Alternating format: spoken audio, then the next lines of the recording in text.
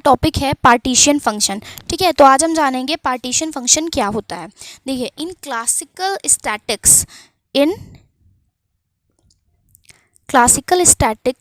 Statics में हमने क्या पढ़ा था। क्लासिकल स्टैटिक्स में हमने पढ़ा था, जो भी मान लीजिए किसी भी सिस्टम के अंदर मॉलिक्यूल्स भरे हुए हैं, ठीक है, किसी भी गैस है, गैस के मॉलिक्यूल्स भरे हुए, इन सभी मॉलिक्यूल्स की क्या होती है, एनर्जी क्या होती है। मान लीजिए किसी की 2 जूल है, किसी की 3 जूल है, मतलब एनर्जी क्या होती है, डिफरेंट डिफरेंट होती है।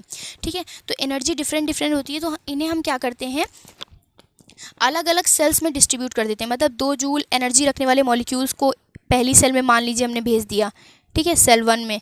फिर सेल 2 में हमने क्या कर दिया, 3 जूल जिनकी एनर्जी है उन्हें हमने सेकेंड वाली सेल में डिस्ट्रीब्यूट कर दिया या भेज दिया। ठीक है, तो इस तरह से हम कह सकते हैं कि जो बहुत सारे मॉलिक्यूल्स होते हैं हमारे, उनकी एनर्जी भी डिफरेंट डिफरेंट होती है। तो एनर्जी के डिफरेंट होने की वजह से हम उन्हें अलग अलग सेल्स में डिस्ट्रीब्यूट कर देते हैं। ठीक है, ये पढ़ा था हमने क्लासिकल स्टैटिक्स में। ठीक है, क्लासिकल स्टैटिक्स में तो क्या पढ़ा था हमने, in classical statics the gaseous molecules are distributed in different energy cells according to their energy. इनकी एनर्जी के अकॉर्डिंग हमने क्या है, इन्हें डिफरेंट एनर्जी सेल्स में डिस्ट्रीब्यूट कर दिया है।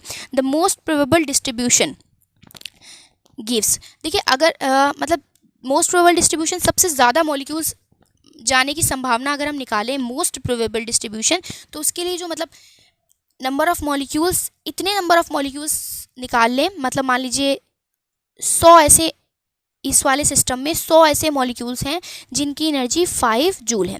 ठीक है, 5 जूल है जिनकी एनर्जी, 100 ऐसे मॉलिक्यूल हैं, तो सबसे ज़्यादा ऐसे मॉलिक्यूल्स हैं जिनकी 5 जूल एनर्जी है। ठीक है, तो इन्हें हम क्या बोलेंगे, मोस्ट प्रोबेबल डिस्ट्रीब्यूशन बोलेंगे। ठीक है, कि हमने डिस्ट्रीब्यूट करा, किसी में 5 मॉलिक्यूल्स आए, किसी में 10 मॉलिक्यूल्स आए, किसी में 15, लेकिन एक ऐसा मतलब 5 जूल वाले ऐसे मॉलिक्यूल्स थे जिनकी जो मतलब 100 मॉलिक्यूल्स ऐसे थे जिनकी एनर्जी कितनी थी, 5 जूल थी।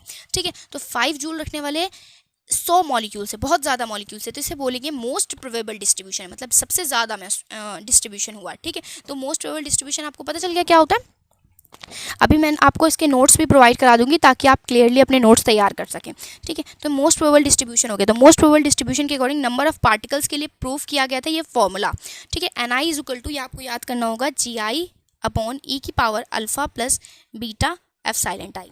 ठीक है, तो ये होता है हमारा फॉर्मूला। यहाँ पे एन क्या है, एन है हमारे नंबर ऑफ मॉलिक्यूल्स जो इसमें हमारे सिस्टम में हैं, भरे हुए हैं। ठीक है, नंबर ऑफ GI क्या है, डीजेनरेसी, मतलब अब देखिए 10 मॉलिक्यूल्स हैं, मान लीजिए इसमें 5 मॉलिक्यूल्स आए थे, पहली सेल में कितने मॉलिक्यूल्स आए थे, 5 मॉलिक्यूल। ठीक है, तो पहली सेल में 5 मॉलिक्यूल्स को रखने के लिए जगह भी होनी चाहिए। ठीक है, मान लीजिए ये कुर्सियाँ रखी हुई हैं, कुर्सियाँ लगी हुई हैं, इस पर 5 मॉलिक्यूल्स, 6 कुर्सियाँ लगी हुई, 5 मॉलिक्यूल्स आए, 5 पे बैठ गए और एक कुर्सी खाली रह गई।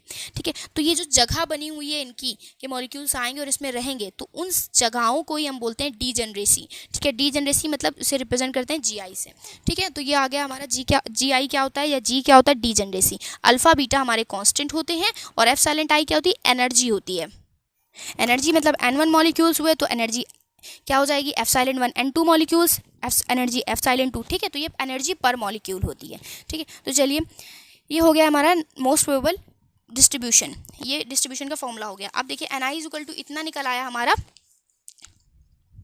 तो अब हम इसे करेंगे, देखिए GI ऐसे ही रहने दिया, हम इसको ऊपर ले आएंगे। ठीक है, ई की पावर माइनस अल्फा हो जाएगा इंटू ई की power minus beta epsilon i. इसे हमने अलग अलग कर दिया, अभी ये प्लस में था, हमने अलग अलग कर दिया, ऊपर आए दोनों माइनस में हो जाएंगे। ठीक है, GI इंटू ई की पावर माइनस अल्फा को हम लेट कर लेते हैं A इंटू ई की power minus beta epsilon i. देखिए यहाँ पे बीटा की जो वैल्यू होती है, beta is equal to 1 upon KT होता है। ठीक, तो हम बीटा की वैल्यू रख देते हैं GI A ई की पावर माइनस एफ साइलेंट आई अपॉन KT हो जाएगा। ठीक है, तो ये आ गया हमारा NI की वैल्यू। ठीक है, ठीक है, तो ये आ गई हमारी NI की वैल्यू। अगर हम मान लें टोटल नंबर ऑफ मॉलिक्यूल्स, मतलब जो सिस्टम हमने ले रखा है उसमें जो टोटल नंबर ऑफ मॉलिक्यूल्स हैं वो कितने हैं, कैपिटल एन है। ठीक है, कैपिटल एन अगर टोटल नंबर ऑफ मॉलिक्यूल्स है तो उसको हम लिख सकते हैं, ये क्या है, समेशन ऑफ आई एन आई।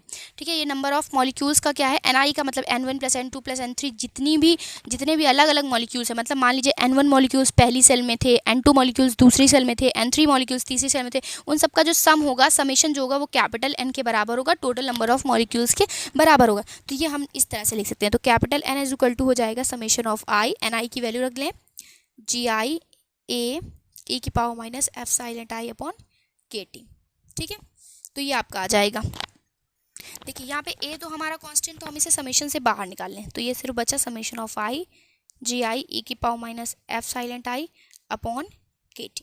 ठीक है, तो n को अगर हम डिवाइड कर दें a से, n upon a is equal to बचा F silent I GI E की power minus F silent I upon KT।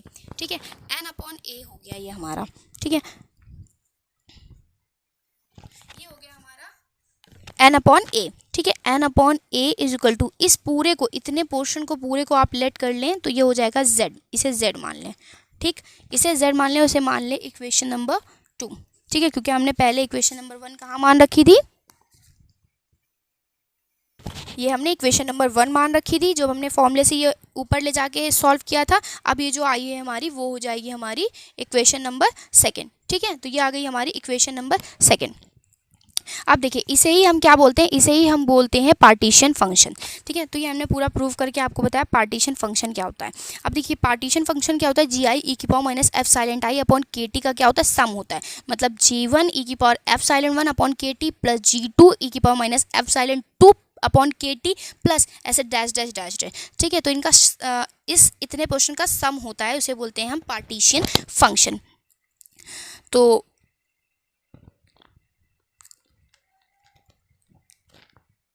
इस तरह से हम देख सकते हैं कि जो हमारा z है वो इसका सम है, और ये जो हमारा z है वो रिप्रेजेंट करता है कि नंबर ऑफ मॉलिक्यूल्स को, मतलब अलग अलग डीजनरेसीज में, अलग अलग एनर्जी सेल्स में किस तरह से डिस्ट्रीब्यूट किया जाए।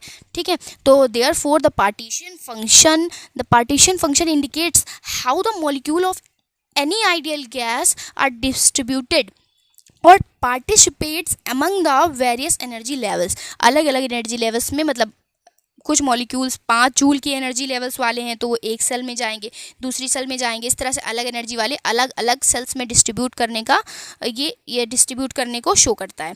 ठीक है, तो ये हो गया हमारा partition function n upon a is equal to z।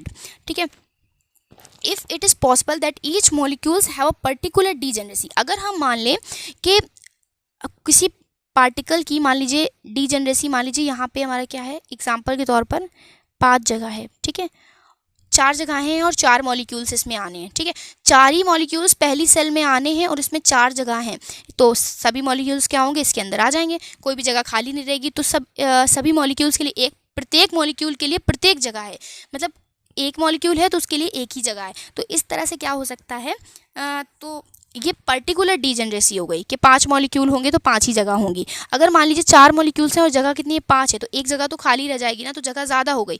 तो इस तरह से पर्टिकुलर नहीं हुई है। लेकिन अगर 4 मॉलिक्यूल्स हैं और 4 ही प्लेसेस हैं इन्हें रखने के लिए जगह हैं, तो ये हो जाएगा हमारा पर्टिकुलर इनकी डीजनरेसी होगी। तो डीजनरेसी, तो GI की जो वैल्यू है वो हम 1 पुट कर देंगे। ठीक है, अगर पर्टिकुलर डीजनरेसी हुआ तो GI की वैल्यू अगर हम 1 पुट कर दें तो z हमने किसकी वैल्यू रखी, z इज इक्वल टू रखा है ये। ठीक है, किसे हमने z माना है, GI E की power minus F silent I upon KT को z माना था हमने। ठीक है, तो यहाँ पे GI इज इक्वल टू आप 1 रख दोगे तो आ जाएगा E की power minus F silent I upon KT। ठीक है, ये आ गया हमारा z की वैल्यू। ठीक है, तो इसी को हम बोलते हैं पार्टीशन फंक्शन। से आप इसके नोट्स देख लें, मैंने बहुत क्लियर लिखा है, आपको बहुत अच्छे से समझ में आएगा। देखिए पार्टीशन फंक्शन क्या होता है हमारा, ये है partition function. Partition function in the classic static the gaseous molecules are distributed in different energy cells according to their energy. अपनी एनर्जी के अकॉर्डिंग इन्हें हमने क्या है, अलग अलग एनर्जी सेल्स में डिस्ट्रीब्यूट किया है। The most probable distribution will be, ये था हमारा मोस्ट प्रोबेबल डिस्ट्रीब्यूशन। फिर इससे मैंने क्या किया, मैं इसे ऊपर ले गई, ये माइनस के हो गए दोनों हमारे, माइनस क्योंकि beta is equal to 1 upon KT होती है, मैंने वैल्यू रख दी। और क्या किया था मैंने, E की पावर माइनस अल्फा को लेट कर लिया A। ठीक है, जब ऐसी ये इक्वेशन आ गई हमारी, तो total number of molecules n होते हैं। टोटल नंबर ऑफ मॉलिक्यूल्स अगर किसी सिलेंडर में मान लीजिए n है, तो n is equal to F silent I NI, मतलब NI का समेशन हमारा टोटल नंबर ऑफ मॉलिक्यूल्स के बराबर होगा। ठीक है, ये हो गया हमारा टोटल नंबर ऑफ मॉलिक्यूल्स के बराबर। तो हमने Ni के ऊपर से वैल्यू रख दी, यहाँ पे एक कांस्टेंट था, बाहर निकाल के ए को डिवाइड कर लिया, तो ये आ गई हमारी इक्वेशन। इसको हमने क्या लेट कर लिया, पूरे को Z लेट कर लिया, इसको हमने Z लेट कर लिया। ये हो गई हमारी क्वेश्चन नंबर सेकंड। यहाँ पे Z हमारा क्या है, बोल्ट्जमैन पार्टीशन फंक्शन। ये हमारा Z क्या है, बोल्ट्जमैन पार्टीशन फंक्शन है। Z रिप्रेजेंट करता है sum of all possible values of Gi e की power minus epsilon i upon kt। जो हमने Z की वैल्यू, जहाँ जिसकी वैल्यू हमने Z रखी है, वो उसके सम को रिप्रेजेंट करता है Z, ठीक है। Therefore the partition function Z indicates how the molecules of any ideal gas are distributed और participants among the various energy levels. अलग अलग एनर्जी लेवल्स में किस तरह से डिस्ट्रीब्यूट किए जाएंगे मॉलिक्यूल्स, ये रिप्रेजेंट करता है Z पार्टीशन फंक्शन, ठीक है। If it is possible that each molecules have a particular degeneracy, अगर हमने आपको बताया कि प्रत्येक मॉलिक्यूल की क्या हो, एक पर्टिकुलर डीजेनरेसी हो, तो Gi की वैल्यू 1 हो जाएगी। और अगर Gi की वैल्यू 1, तो ये फॉर्मूला था हमारा Z is equal to Gi e की power minus epsilon i upon kt। तो Gi की वैल्यू 1 रख दी, तो ये बचा हमारा, ठीक है। ये मैंने आपको करके दिखाया। तो ये हो गया उसके नोट्स, आप स्क्रीनशॉट लेके लिख भी सकते हैं और अच्छे से नोट्स तैयार कर सकते हैं, ठीक है। अगर आपको ये वीडियो पसंद आई हो तो, और ये टॉपिक क्लियरली समझ में आया हो, तो प्लीज़ मेरे चैनल को सब्सक्राइब ज़रूर कर लें, ताकि मैं आपको इसी तरह से और भी टॉपिक्स आपके लिए लाती रहूं। और मेरे वीडियो को लाइक ज़रूर करें, शेयर करें अपने दोस्तों के साथ। Thank you for watching.